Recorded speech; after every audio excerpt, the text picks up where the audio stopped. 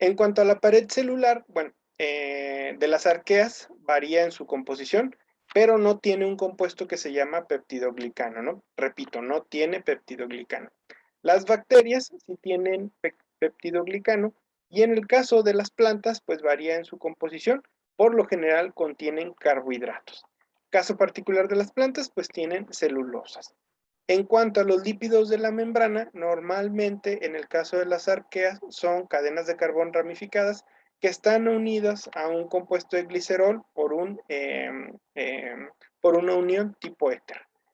Caso de las bacterias es muy similar, también cadenas de carbono no ramificadas, sino derechitas, y normalmente están unidas a un compuesto de glicerol por un enlace tipo éster. Entonces, aquí la diferencia es que hay un enlace éter y acá un enlace éter. Cadenas ramificadas, cadenas sencillas, ¿no? Y en el caso, pues, de las plantas, tienen, por lo general, cadenas de carbono, derechitas, unidas a un a un compuesto glicerol por un enlace tipo éster, ¿sale? Muy parecido a lo que tienen las bacterias. ¿Cuál es el primer aminoácido en la síntesis de proteínas? Esto es obviamente ya características muy de biología molecular. Bueno, en el caso de las arqueas es la metionina, en las bacterias la formilmetionina y en los eucariotes, como en las plantas, es la metionina, ¿no? No presentan sensibilidad a los antibióticos las arqueas, las bacterias sí, y los eucariotes no, ¿sale? Luego vamos a ver cuáles son aunque esto más bien lo ven en microbiología, qué compuestos químicos se utilizan para matar algunas plagas que son eucariotas, ¿no? Luego tenemos la vuelta o el bucle de RNA ribosomal. Las arqueas no tienen, las bacterias sí tienen, y los eucariotes no tienen, ¿no? Luego, el brazo común del RNA de transferencia no lo tienen las arqueas y sí lo tienen tanto las bacterias como las plantas o todos los eucariotes, ¿sale? Entonces, esas son las diferencias. Ahora, lo que sigue de analizar a continuación es, pues ya vimos qué son las plantas, cómo se clasifican, un poquito de cómo han evolucionado.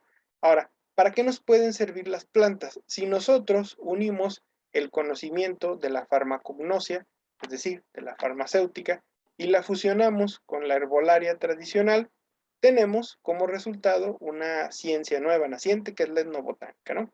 Eh, Dicho de otra manera, la etnobotánica estudia en cierta medida las interacciones de la sociedad con la naturaleza. Entonces, normalmente nos referimos a la naturaleza vegetal.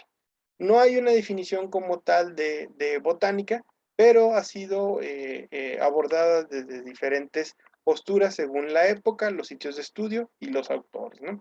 Pero dicho de otra manera, la etnobotánica busca de alguna manera rescatar el conocimiento en materia de farmacología de los pueblos originarios, de los pueblos prehispánicos, y aplicarlo a las enfermedades o padecimientos que tienen los seres humanos en la actualidad.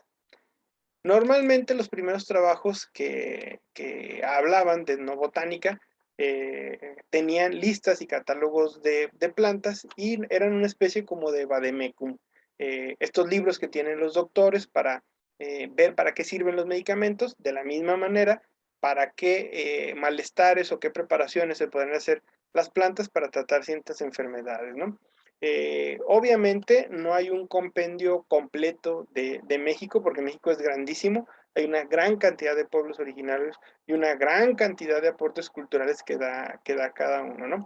Entonces, realmente el trabajo de la etnobotánica es poco a poco integrarse como una disciplina de investigación, donde se logre descubrir las aplicaciones o dar por lo menos un indicio de qué aplicaciones tienen ciertas plantas, ¿no? Obviamente que hay que hacer un paréntesis. Hay una línea muy delgada entre lo que es el respeto al conocimiento etnobotánico y la charlatanería de muchos grupos que abusan de esto para fabricar supuestos brebajes mágicos, las limpias y cosas así. Entonces, la etnobotánica sí es una ciencia estructurada. El resto de las cosas que no son ciencia, vamos a decirlo como la brujería, utilizando plantas o cosas así, pues eso no es ciencia y no tienen una validez científica, ¿no? Por decirlo de alguna manera, ¿no? Y aquí tenemos un ejemplo, seguramente ustedes conocen esta planta desde tiempos de la conquista española. Los españoles fueron algunos de los primeros que se dedicaron a recabar el conocimiento prehispánico, obviamente porque esto les servía. Seguramente ustedes conocen esta planta, como se le conoce científicamente como el género Datura. Entonces, el género Datura, que tiene estas florecitas tipo campana, blancas, muy bonitas, pues es lo que conocemos hoy en día como el toloache. Entonces, desde tiempos antiguos se utilizó como una droga, en tiempos más modernos se utilizó para, de alguna manera, encantar al ser amado, y de esta manera, pues, hacer que te quiera, ¿no? Ya no se utiliza, no recomendamos que se utilice de esa manera, porque puede causar daños en el hígado, ¿no? O algún problema de intoxicación. Entonces hay que tener cuidado con el toloache, ¿no? También existen estudios más formales.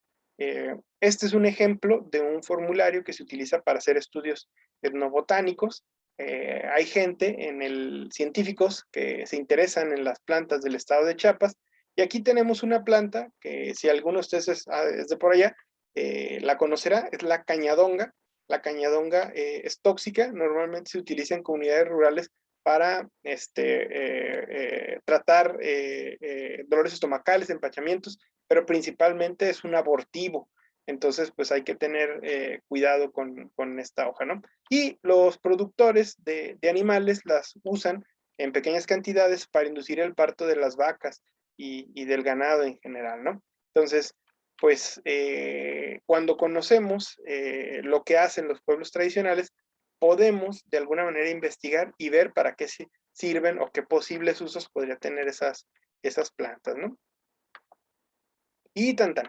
Aquí está su servidor hace un par de años en la Sierra Gorda de Guanajuato, pues en una búsqueda de algunas plantitas, hablando con los pobladores locales para ver qué tipo de plantas hay en la región y si les dan algún uso en el tratamiento de alguna enfermedad, ¿no? Obviamente, pues estos trabajos se quedaban inconclusos porque pues ya me vine yo a trabajar acá a la Narro, ¿no?